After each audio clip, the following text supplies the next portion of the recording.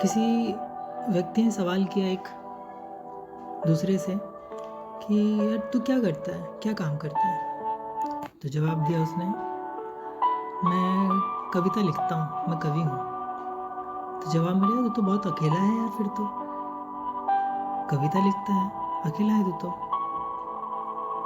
तो जवाब में हमको ये मिला, आपको पता है हम कविता कब लिखते हैं? जब अपनी बात कागज़ पे हम उतारते हैं। तो जब कागज़ पे अपनी बात उतारते हैं तो हमारी बात को कोई सुनने वाला नहीं होता, इसीलिए हम कविता लिखते हैं ताकि हम खुद से बात कर सकें।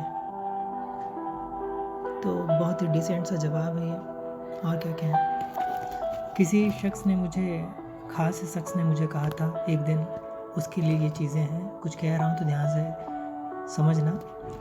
शौक़ तो नहीं है मुझे अपने जज्बातों को यूँ सरेआम लिखने का। शौक़ तो नहीं है मुझे अपने जज्बातों को यूँ सरेआम लिखने का, मगर क्या करूँ, ज़रिया भी तो नहीं है तुझसे बात करने का। मगर क्या करूँ, ज़रिया भी तो नहीं है तुझसे बात करने का। बस लिख दूँ और बयां कर दो, फील एवरीथिंग। वो होता है ना कि हम बहुत ज़्यादा डीप इमोशंस में चले जाते हैं तब के लिए, तो उसके लिए है। तो बेचैनियाँ बहुत ज़्यादा हो जाती है। अगर बेचैनियाँ ज़्यादा है, थोड़ा ठहरो, समझो, खुद से बात करो, अपने आप को संभालो, देन इंतज़ार करो, क्योंकि इंतज़ार वो चीज़ है जहाँ पर आपको सब कुछ मिल जाता है, और मैं उस इंतज़ार का हिस्सा हूँ। तो वो कहते हैं ना कि अगर वो पास है तो चैन है और करार है, और अगर पास नहीं है तो फिर वो गाना है, बेकरार करके हमें यूं न जाइए।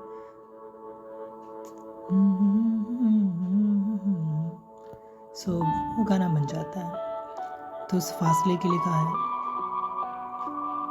कभी कभी क्या होता है कि हम बहुत ज़्यादा ओवरडू कर देते हैं, ज़्यादा से ज़्यादा, फिर वो समझ नहीं पा रहे होते हैं तो हम ब्लेम करते हैं कि वो समझ नहीं रहे हैं।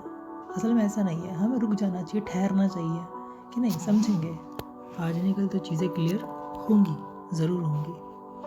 तो कहते हैं कि जुनून सवार था किसी के अंदर जिंदा रहने के, जुनून सवार था किसी के अंदर जिंदा रहने के, नतीजा यही आया कि हम अपने अंदर ही मर गए। क्या गहराई है। जुनून सवार था किसी के अंदर जिंदा रहने का, नतीजा ये आया कि हम अपने अंदर ही मर गए। खुद के पास रहो, थोड़ा ठहर जाओ, खुद के बनो, तब इस बात को समझ पाओगे। बहुत गहराई है।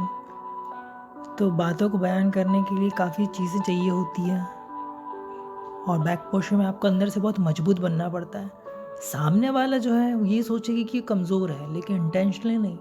आपके अंदर का मन, आपके अंदर की स्ट्रेंथ, आपकी जो पावर है, आपकी सुपर स्पीशियस, सबकॉन्शियस और super conscious, each and everything is on the right track, then you are the something amazing one. तो उस चीज़ के लिए तो अपने आप को मजबूत करना बहुत ज़रूर रहता है।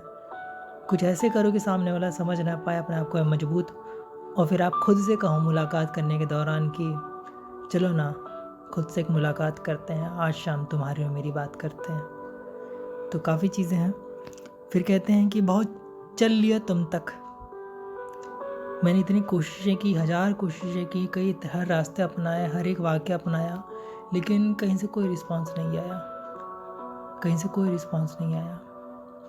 लेकिन फिर भी मैं उम्मीद में हूँ, मुझे पता है एक न एक दिन तो ऐसा ज़रूर होगा जब वो चीज़ें मुकम्मल होगी। तो मैं इंतज़ार में हूँ, क्योंकि प्यार एक ऐसी ताकत है जहाँ पर इंसान ठहर जाता है, संभल जाता है और बहुत गहराई में उतर जाता है। हाँ ठीक है, थोड़ा टाइम लगेगा उसको इस बात को समझने के लिए।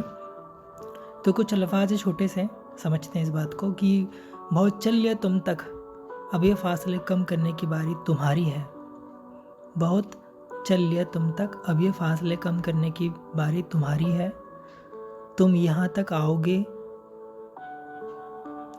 तब जाकर हम बनेंगे,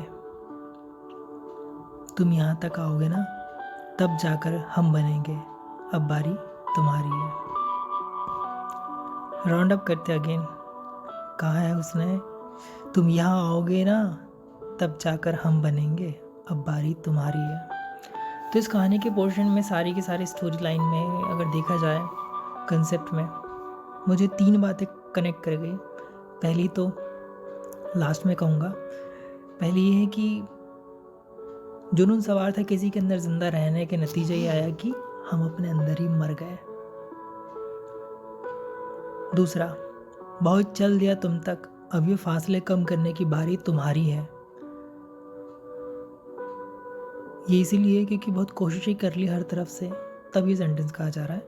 बहुत चल लिया तुम तक, अब ये फासले कम करने की बारी तुम्हारी है। तुम यहाँ तक आओगे ना, तब जाकर हम बनेंगे, अब बारी तुम्हारी है। और सबसे पहला, टॉप ऑफ द मोस्ट, शौक तो नहीं है मुझे अपने जज्बातों को यूं सरेआम लिखने का, मगर क्या करूं, जरिया भी तो नहीं है तुझसे बात करने का। बस इतना सही।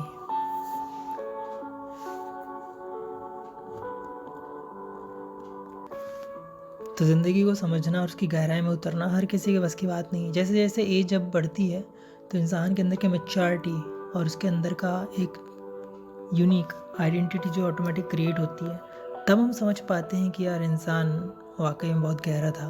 और वक्त बीत जाने के बाद में चीज़ें समझ में आती है कि यार हम जो एक्सपेक्ट कर रहे थे ना, वो चीज़ नहीं है, कुछ और है। तो लाइफ में कभी एक्सपेक्टेशन नहीं रखना, क्योंकि एक्सपेक्टेशन रखेंगे ही नहीं हम, तो हमको किसी से डरने की और बुरा लगने की ज़रूरत है ही नहीं, हमको हर्ट होगा ही नहीं। So I never expect anything from anyone. उससे बुरा लगेगा ही नहीं, न कभी उम्मीद टूटेगी। बस अपना हक रख सकते हो, क्योंकि बहुत कुछ है अभी जो कहना है। चलो, इस सफ़र का आगाज़ के साथ इंतज़ार करते हैं तुम्हारी और मेरी मुलाकात का। मिलते हैं जल्दी, बहुत जल्दी मैं तुमसे मिलने वाला हूँ, तेरे ही शहर में आने वाला हूँ, तुझसे मुलाकात करने वाला हूँ। तुझे पता भी नहीं चलेगा कब मैं तेरे पास आ गया और शॉक्ड मिलकर, oh my God, let's see.